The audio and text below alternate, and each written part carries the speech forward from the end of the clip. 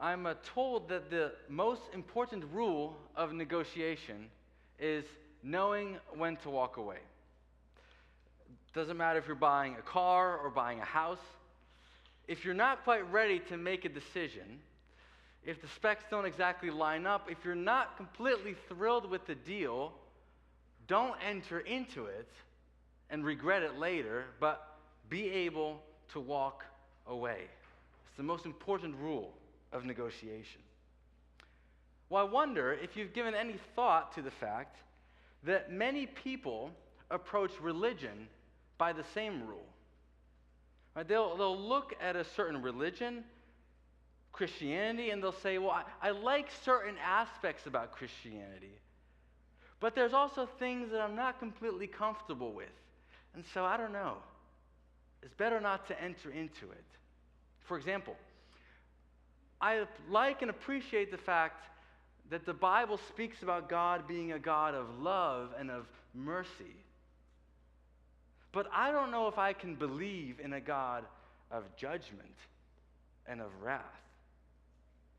Maybe you're here this morning as a Christian and you actually have the same question. You know, I'm a follower of God, but I've always felt a little bit uncomfortable when I read certain Psalms or other passages in the Bible that talk about the wrath and judgment of God.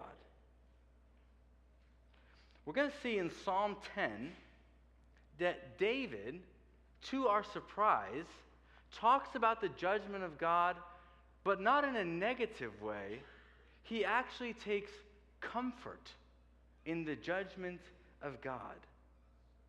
If I would have to summarize in one sentence what we're looking at this morning, it's this: that God's judgment is good news. Let's read Psalm 10 and see how David gets to that conclusion. Why, O Lord, do you stand far away? Why do you hide yourself in times of trouble?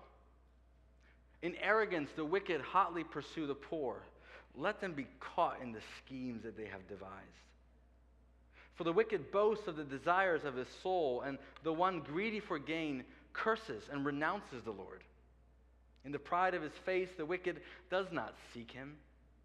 All his thoughts are, there is no God. His ways prosper at all times.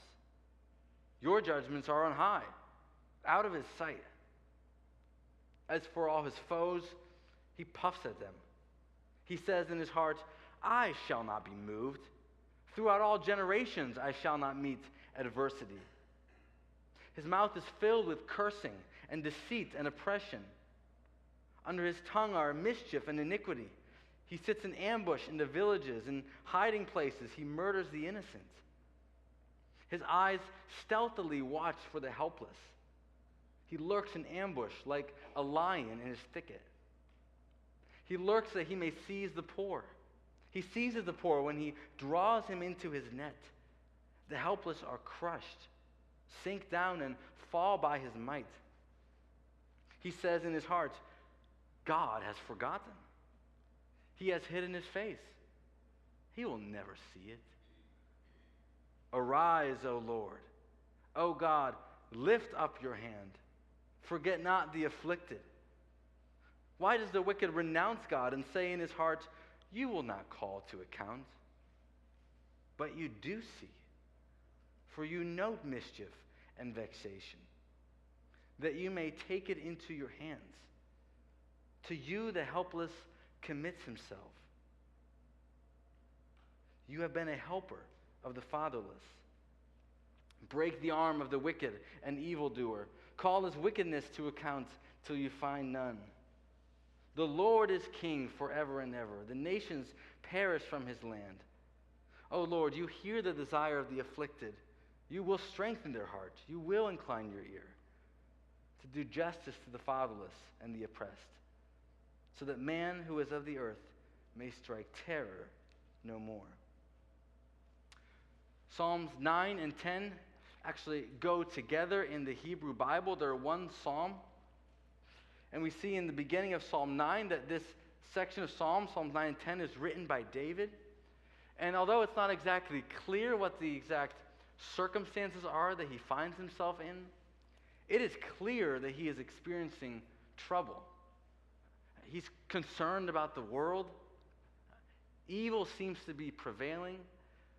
There's no sign of deliverance anytime soon. But what is most troubling for the psalmist, for David, if you look in verse 1, is not necessarily the presence of evil. Now, what is most troubling for David is the absence of God. Look with me in verse 1. David cries out to God. He laments, "Why, O Lord, do you stand far away? And why do you hide yourself in times of trouble?" You can almost hear him speak out to God saying, "Where are you, Lord? Right at the moment when I needed you most, you're not there." It's an honest question. Maybe it's the cry of your heart this morning. Where is God in my difficulty? But what's surprising as we read through the verses of this psalm is that David runs for comfort in the doctrine of the judgment of God. It is the judgment of God, the justice of God, that he takes comfort in. God's judgment is good news to David. We see three reasons why it is here in Psalm 10, and we'll look through them together. And the first reason that God's judgment is good news is that, very simply, God's judgment is necessary. It is necessary. Everywhere David looks around, you see it in the psalm, he sees evil. He sees wicked people prevailing. If you look at verses 2 through 6, you'll see how he describes the pride of the wicked. Just look at the words that he uses. He describes them as being arrogant, boasting. Pride is a description of them. And they're so prideful and satisfied with themselves that they make God their enemy. Look in verses 3 and 4. The wicked person renounces God. He does not seek God. And then ultimately in verse 4, he says, "There is no God." One commentator said he is a practicing atheist. Because if there is no God, if I don't believe in a God, I can do whatever I want. There is no authority I am responsible to. Look what he says in his heart in verse 6 and 11. Both times, you can underline this if you do that in your Bible. He says in his heart, in so many words, "I'm not going to face consequences for my evil." So he can go on and make his evil plans in verses 7 through 11. He plans to oppress the poor, to exploit people who are helpless. And just look in verses 7 through 11 at all the body parts that are mentioned in these verses. Again, if you highlight or underline, I would circle these words. Notice he talks about the evil person's mouth, his tongue, his eyes, his heart. It's as if David says, evil is all around me, and with everything that is in the evildoer's heart, they enact evil. Sin is just rampant in the world.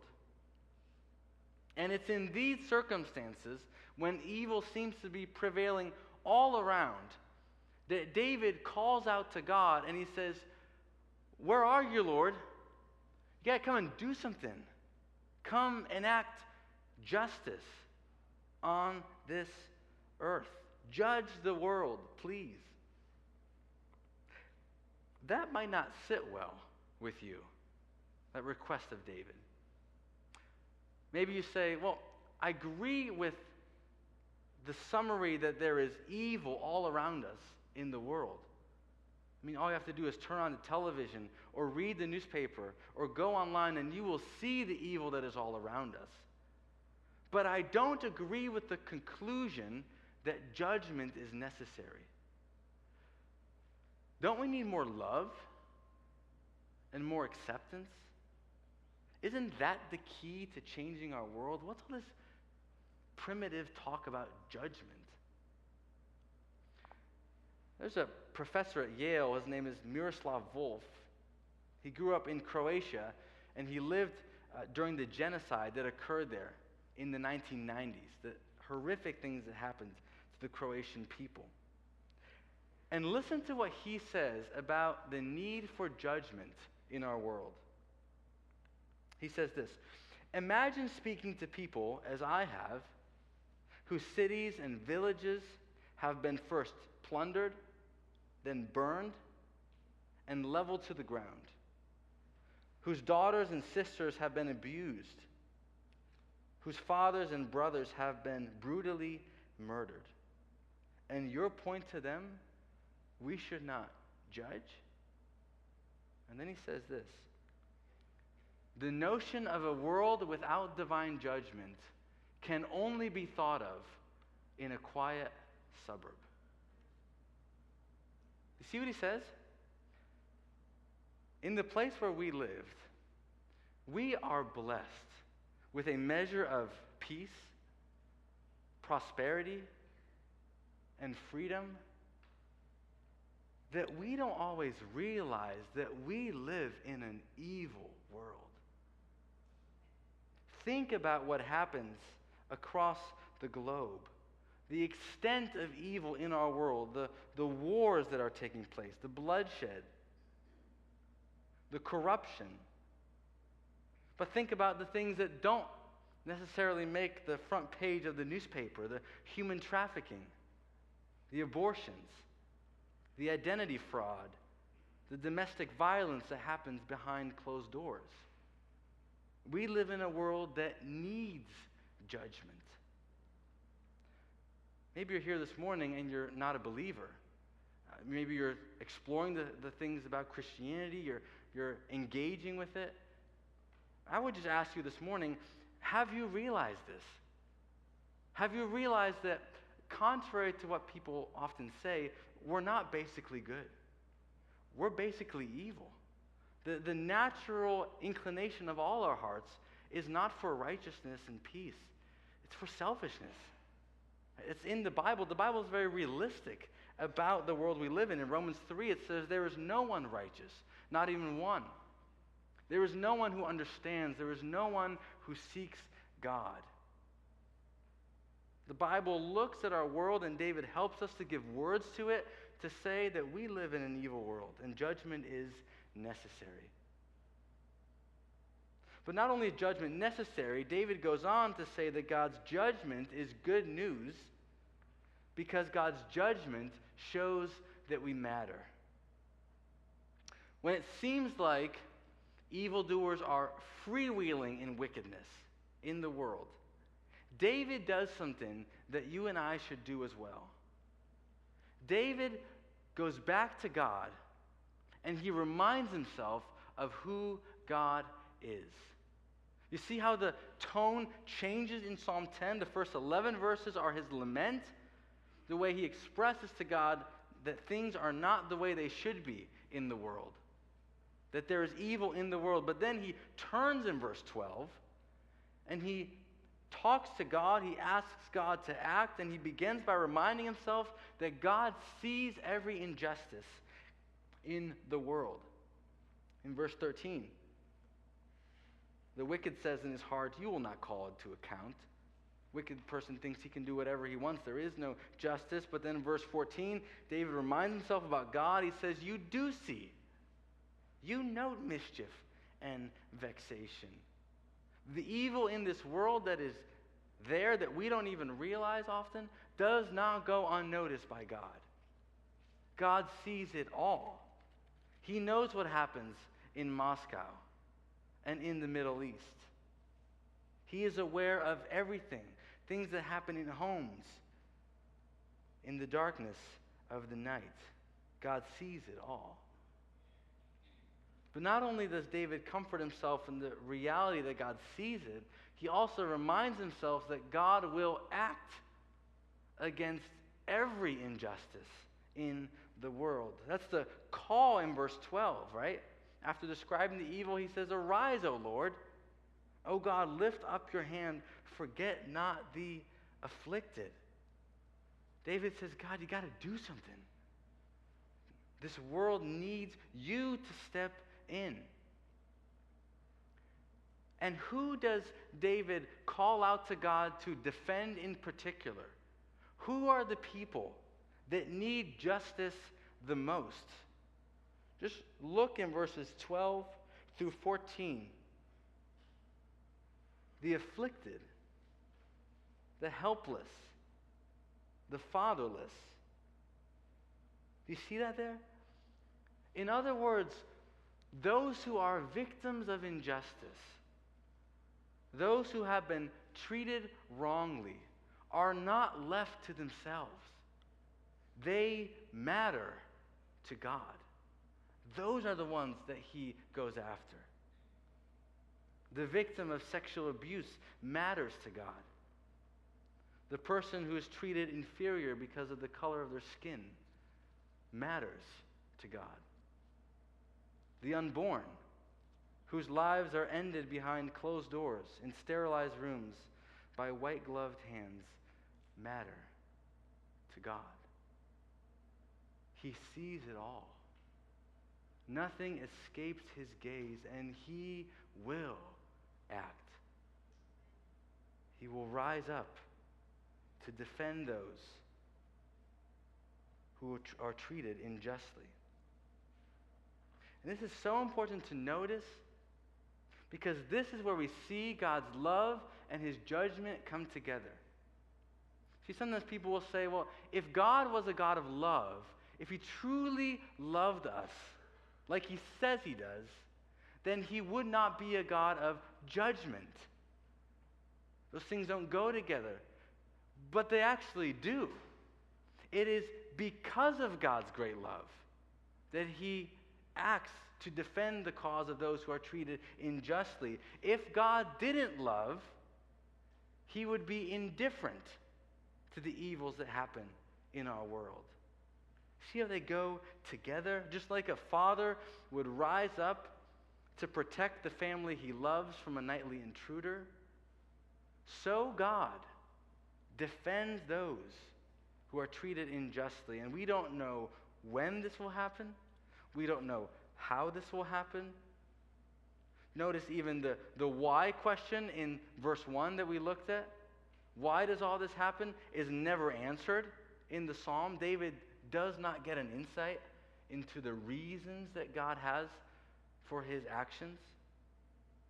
But David does remind himself that God will stand up for everyone who is treated unjustly because everyone matters to God.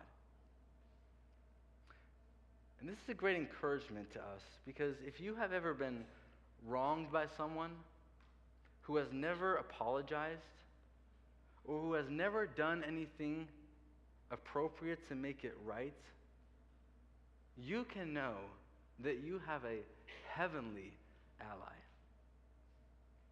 Now, I think of those in our congregation whose children have turned their backs on you. And you have done your best to love and care for them. And you need to know that God sees you. And he will vindicate you.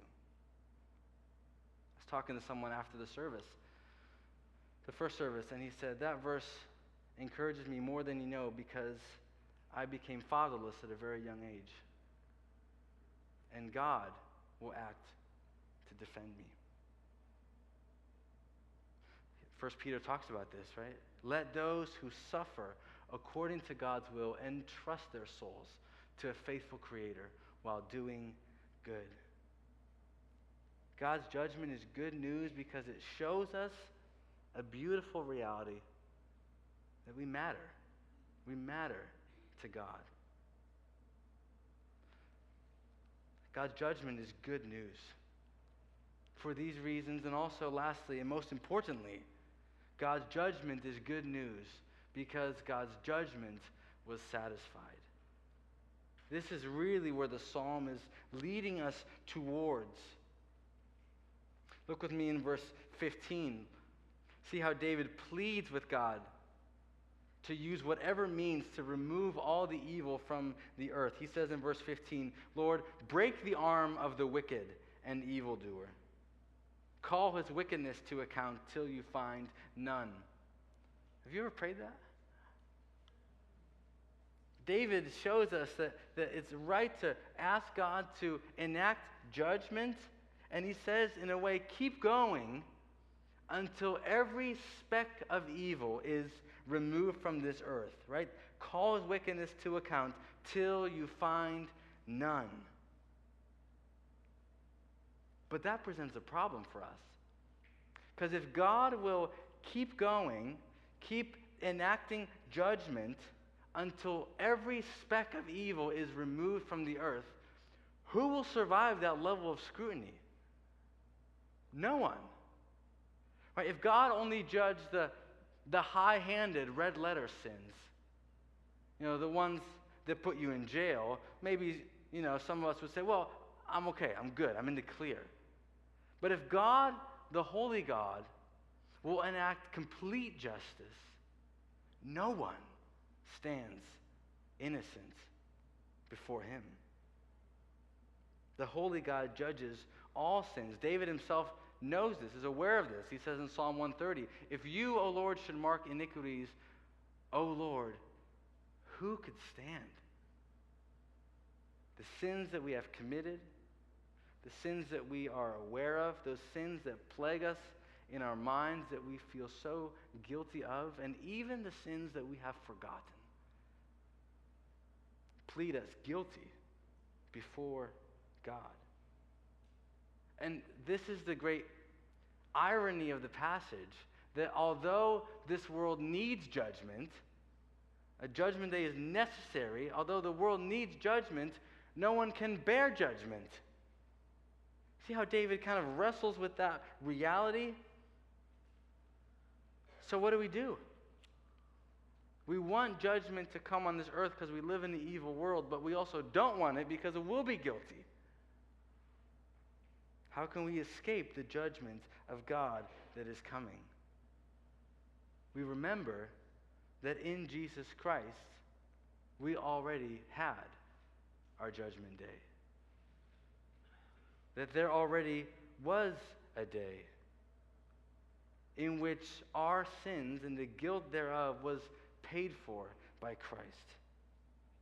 That although we deserved to be judged, there was another who took our sin, who took it all upon his shoulders, and who gave us his righteousness. 2 Corinthians 5, for our sake he made him to be sin who knew no sin, so that in him we might become the righteousness of God. Theologians talk about this as the great exchange, that there was a great trade-off that took place. And it wasn't a fair exchange, because all we brought to the table, all that we contributed was our sin. The sin that we came into this earth with and have been committing ever since. And all of that we brought to the table and we gave it to Jesus, even though we deserved to carry it. And Jesus took it upon himself, every sin that we've ever committed, and gave us in return righteousness, blamelessness, so that we stand before God, knowing that when he looks at us, he doesn't feel an ounce of disappointment or of anger. Do you believe that? Even for us as Christians, that is hard to wrap our minds around. The fact that when God looks at us, he doesn't see the guilt that is plaguing our consciences, but that Jesus Christ has carried it all. And if he has carried it, and if God has accepted that, who are we to hang on to it? Spurgeon says it better than I can. I need not walk through the earth fearful of every shadow, for sin is washed away. My spirit is no more guilty. It's pure. It's holy.